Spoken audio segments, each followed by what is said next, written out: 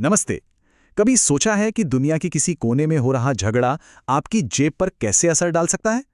आज हम इसी को समझने वाले हैं कि कैसे बड़े-बड़े अंतर्राष्ट्रीय मुद्दे सीधे-सीधे हमारी रोजमर्रा की जिंदगी से जुड़ी खबरों तक पहुंच जाते हैं।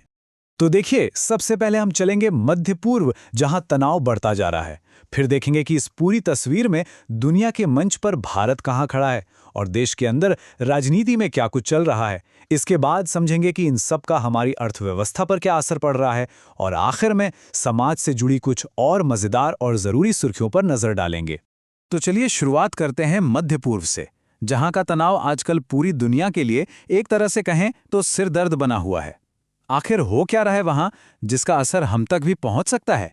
तो देखिए, यहां बात सिर्फ जमीन की लड़ाई की नहीं है। ईरान और इजराइल के बीच टेंशन इतनी बढ़ गई है कि इसका सीधा असर समंदर के रास्ते होने वाले व्यापार पर पड़ रहा है। ईरान के हमलों की वजह से कतर की गैस एक्सपोर्ट कैपेसिटी का 17% हिस्सा डैमेज हो गया है। अब इसी वजह से दुनिया के 6 बड़े देश अपने जहाज़ों को सुरक्षित निकालने के लिए एक साथ आए हैं। और मामला कितना गंभीर है, इसका अंदाज़ा इसी बात से लगा लीजिए कि अमेरिका ने भी अपने 3 जंगी जहाज़ इसी इलाके की तरफ भेज दिए हैं। तो अब सवाल ये उठता है कि इस पूरी ग्लोबल उथल-पुथल के बीच भारत कहाँ खड़ा है? चलिए देखते हैं कि इन सब का हमारी डिप्लोमेसी और सिक्योरिटी पर क्या असर पड़ रहा है। अब सिक्योरिटी की बात करें तो एक बड़ा ही दिलचस्प आंकड़ा सामने आया है। ग्लोबल टेररिज्म इंडेक्स को देखिए। जहां एक तरफ पाकिस्तान पहले नंबर पर है, वहीं भारत की रैंक 13वीं है। और ये अपने आप में एक बहुत बड़ी कहानी कहता है। और ये रैंकिंग ऐसे ही नहीं है, ये असल में भारत की इंटरनल सिक्योरिटी में हुए एक बड़े सुधार की तरफ इशारा कर रही है। रिपोर्ट बताती है कि देश में आतंकी हमलों में 43% की, जी हां, 43% की भारी कमी आई है। तो इस संकट से निपटने के लिए भारत एक साथ कई मोर्चों पर काम कर रहा है। एक तरफ प्रधानमंत्री मोदी ओमान और मलेशिया जैसे देशों के साथ बातचीत कर रहे हैं ताकि इलाके में शांति बनी रहे। वहीं दूसरी तरफ अपने लोगों की सेफ्टी के लिए भी कदम उठाए जा रहे हैं। एयरलाइंस को खाड़ी देशों के ऊपर से उड़ने से मना किया गया है और देश के अंदर 300 से ज्यादा अवैध बेटिंग वेबसाइट्स और ऐप्स को भी ब्लॉक कर दिया गया है। अब जरा दुनिया से नजर हटाकर अपने देश की राजनीति पर आते हैं, जहां भी कुछ अहम मुद्दे और विवाद सुर्खियां बटोर रहे हैं।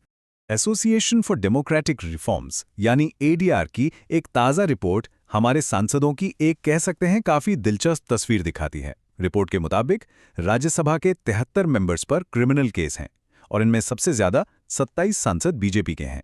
और ये भी देखिए, एक तरफ बीआरएस के सांसद हैं जिनकी संपत्ति 5,300 करोड़ है, तो दूसरी तरफ ऐप के एक सांसद को सबसे गरीब बताया गया है। इसी बीच तेलंगाना के एक विधायक ने अपने बयान से एक बड़ा राजनीतिक तूफान खड़ा कर दिया है। उन्होंने महाराष्ट्र सरकार से मांग की है कि औरंगजेब की कब्र पर टॉयलेट बनाया जाए। जाहिर है, इस बयान ने पुरानी ऐतिहासिक बहसों को एक बार फिर से हवा दे दी है।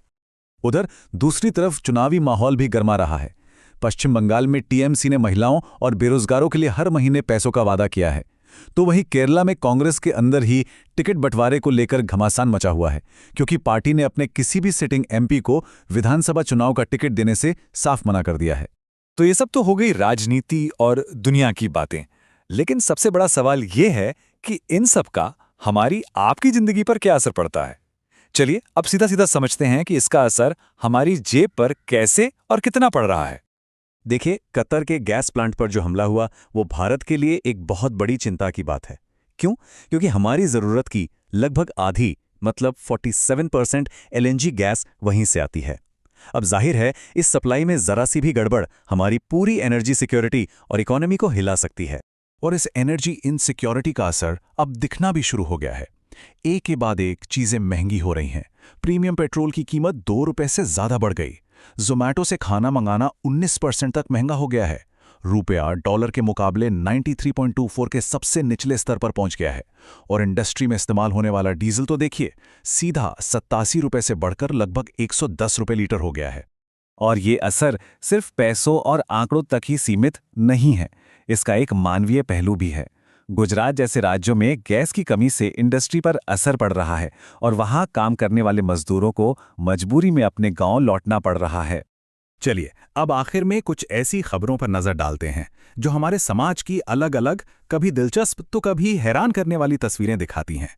फिल्म जगत में भी इस हफ्ते 2 बिल्कुल अलग अलग तस्वीरें देखने को मिली।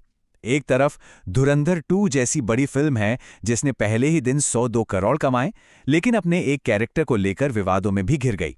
वहीं दूसरी तरफ सिक्किम की एक छोटी सी फिल्म शेप ऑफ मोमो है, जिसे रूस में बेस्ट डेब्यू फिल्म का अवार्ड मिला और वो दुनिया भर में तारीफें बटोर रही है। और इन बड़ी खबरों के अलावा भी देश में बहुत कुछ हुआ। एक जांच में पता चला कि बिहार में अगरबत्ती शमशान घाट के कोयले से बन रही है। उधर रणथंबोर में एक टाइगर ने सड़क पर आकर 1 घंटे के लिए ट्रैफिक ही रोक दिया।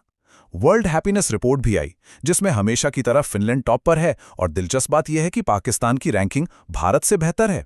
और हां, दिल्ली के IGI एयरपोर्ट को एक बार फिर भारत और साउथ एशिया का बेस्ट एयरपोर्ट चुना गया है। तो जब हम देखते हैं कि कैसे विदेश का कोई झगड़ा हमारे घर का बजट बिगाड़ देता है और कैसे एक राजनीतिक बयान पूरे देश में बहस छेड़ देता है, तो एक सवाल मन में जरूर आता है कि इस 24 घंटे की न्यूज़ साइकिल में वो कौन सी खबर है जो असल में हमारी जिंदगी के लिए सबसे ज्यादा मायने रखती है।